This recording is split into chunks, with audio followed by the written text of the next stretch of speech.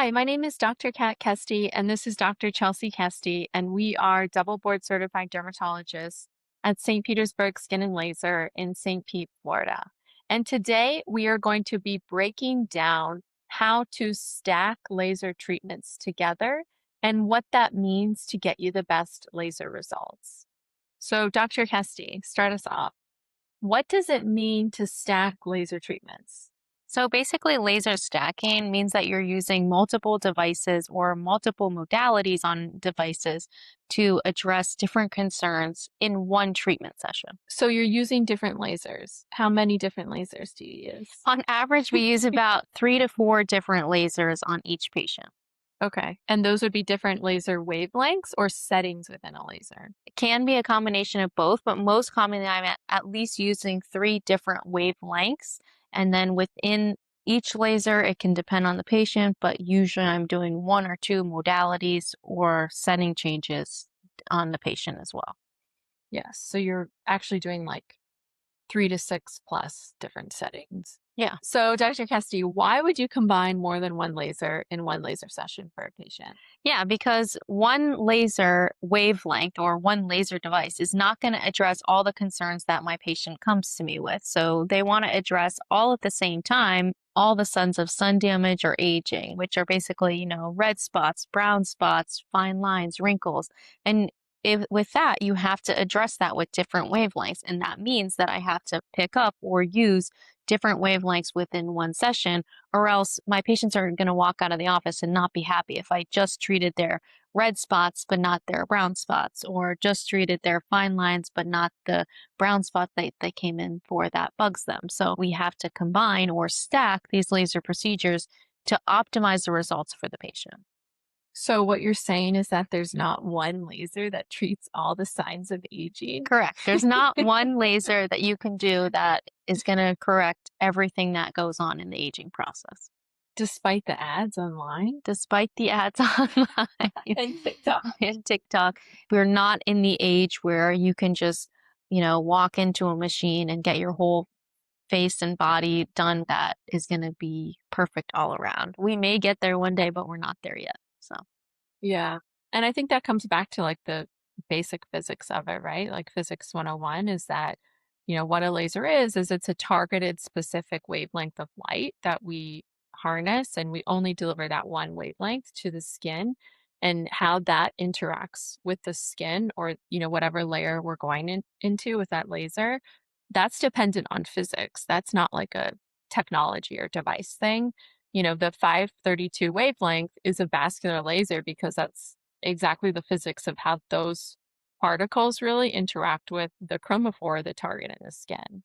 So, you have to know all the wavelengths, you have to understand how it interacts with the skin so that you can kind of stack it to get the best result. so which skin concerns are best treated by a combination or a stack therapy? I would say any skin concern is treated with a combination, at least here in our clinic, because there are very, very few things that people come in for that only one laser would completely and, holistically treat. So, for example, if someone comes in for, brown spots on their face, something that is seemingly as simple as that, well, what are the brown spots? There's lots of different types of brown spots. If you have a seborrheic keratosis, you need one of the ablative lasers to treat those. If you have solar lentigos, you could use something like a 1927 or BBL. But even if you're just treating the brown spots on a patient's face, the chances are you're going to need more than one laser modality in order to completely treat that patient's concern. We have a lot of consults where people are like, oh, I went to an outside med spa or whatever and wanted my brown spots treated, and after 1 or 2 treatments 30% were gone, but they left 70%. Well, yeah, of course, because they only used one laser, and you have 3 different types of brown spots on your face. So you have to know the lasers, you have to know the skin, obviously, what type of brown spots, being able to diagnose that. So to answer your question, 99% of people that walk in this clinic get more than one laser at their laser sessions with us just because we have all these lasers. We target that exact patient's concerns with the kind of variety of lasers we have. Yeah, and I think people are really surprised by that. Even like Mhm, in most of my consultations, they're like, "Oh, well, I thought we could just do a vascular laser." And I'm like, "Well, even for rosacea, we could just do a vascular laser." Well, we could, but you're not getting to the root of the problem as far as like the bugs and things that are causing some of the rosacea. So we have to stack even in something as simple as rosacea too. So mhm, it is definitely something that people are surprised by, that I'm going to be picking up 3 to 4 different devices within one session. People are like, "Oh, that's all in one session?" And I'm like, "Yes, you're here for an hour for numbing, but you're here for about 15 to 40 minutes depending on kind of how many lasers we're stacking in one procedure." So, mhm. You're here for results, and we're gonna deliver those results. yeah. I think the best example of that, is when you look at the vascular laser, right? Like 595, 532 for the telangiectasias or red veins on the face. If you look at the data on that, yes, if you just pull in a 532 or 595, you can definitely treat those telangiectasias. But there's data showing, and you do this a lot in your practice too, which is where you'll stack that with fractionally either ablative or non-ablative laser and actually get better clearance of those red vessels if you stack it. So things like that can be kind of counterintuitive when you're thinking about, oh, well, if it's a vascular lesion on the face, let's just use a vascular laser. Well, actually, if you stack that or combine that with another laser, you get better results. So Mhm, we're 100% focused on results. So that's why we like to stack these treatments just to kind of up level the results for our patients for sure. And what a great example, right? Like the vascular laser. mhm, So, definitely. do you feel like combination treatment is better than doing a single aggressive laser? I think so. I think patients are happier because it really addresses all of the concerns that they have. Whereas one singular, let's say more intensive CO2 or erbium, Mhm. you may be left with some vessels that I didn't get to target because I didn't pull in a vascular laser. You may be left with a thicker seborrheic keratosis because I didn't use a spot ablation where I just used an intensive fractionally ablative or fully ablative laser, but it didn't actually target this mole that's coming out of your lip or something like that. So I think that without having, and I don't tend to do this, like even if I'm doing something more intensive, I will do something to address X, Y, and Z that my patient doesn't like, because I think if I just focused on one thing, they would not be happy when they came back for the results. Mhm.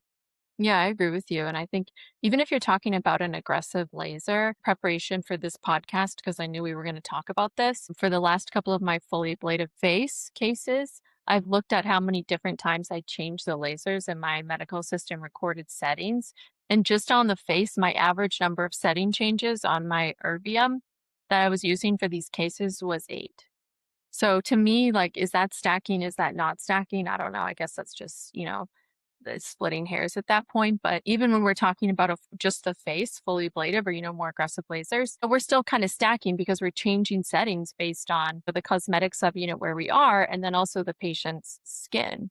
Just like you said, do they have separate keratoses? Well, you're going to have to pull out a spot laser even if you're doing an aggressive laser. So Yeah. it's always just thinking about the patient's face, how to get the best results using the lasers and tools we have, which necessarily is going to be stacking or combining lasers or settings. In general, Dr. Kesty, tell me about laser combinations for red spots, brown spots, texture, kind of the most common cosmetic things that we see.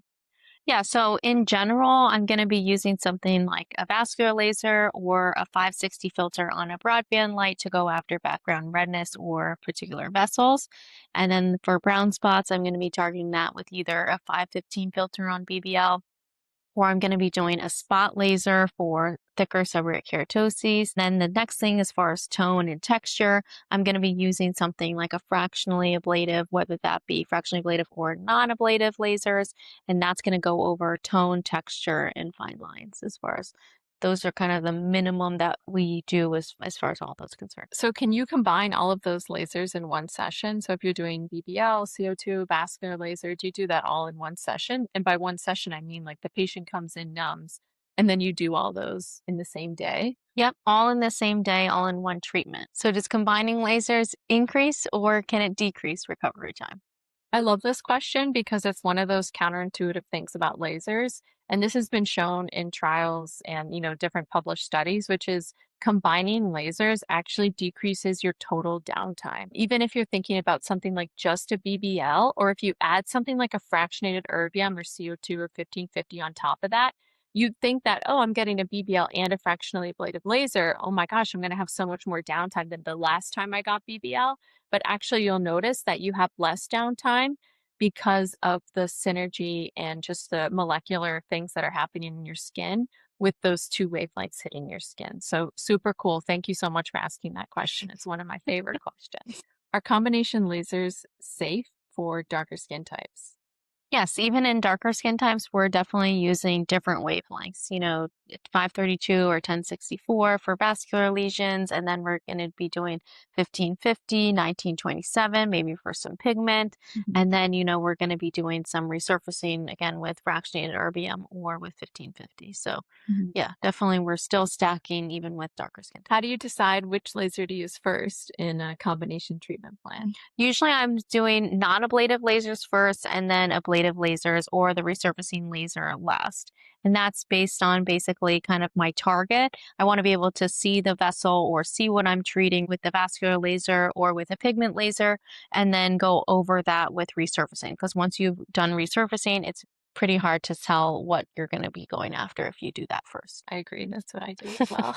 Are combination treatments more cost effective? I would say yes, definitely, because you're targeting everything all at once for the patient and you're able to deliver that rejuvenation, whatever the patient wants, 10, 15, 20 years or specific cosmetic concerns, and then move that patient from a treatment regimen to a maintenance regimen very quickly with a low number of sessions and, lower overall downtime just because they're so effective together. So. It wouldn't make sense to do 4 vascular lasers and then 4 brown spot lasers and then 4 rejuvenation lasers. You're talking about, even if you did 1 a month, that'd be a whole year of lasers. Just do it in 4 months and, then move the patient to a once a year laser maintenance. All right. So, what's your favorite combination for around the eyes? I would say number one kind of combination that I do around the eyes would be combining a vascular laser with an ablative laser, so either erbium or CO2. And I think, this really hits at the heart of how we deliver results to patients because if you just do an ablative laser on someone's eyes, either fractionally or fully ablative, so CO2 or erbium, yes, you'll get tightening. Yes, you'll treat the crepey skin. Yes, you can do a laser blep for, all these good things that we like about the eyes. But if you're not combining that with a vascular laser, a lot of patients, especially the lighter skin types, will be left with, these under eye veins that are actually more prominent because they don't have wrinkles hiding them. So I love combining those two things because then the patient gets this beautiful, nice, smooth eye skin, and they don't have those veins that will take away from that kind of overall cosmetic look. So a lot of times in my initial cosmetic consults, I'm talking to the patient about like both things just Mhm. because I've been doing this for so long. And I know that if we just do the ablative lasers, yes, you'll be happy with the tone and texture of the skin, but we have to grapple with the vascularity that's in the under eyes, or else I tell them you're just going to be back in my laser chair in 6 months Yeah. to deal with the vascular. So we might as well just take care of it all. And obviously, this is not every patient. Some people don't have veins under their eyes or the blue under their eyes. But for those that do, such a key combination is just treating both of those things. Well, thank you so much for listening to us talk about how to stack or combine laser treatments. If you have any questions, please drop us a comment below. Thank you so much. Thank you.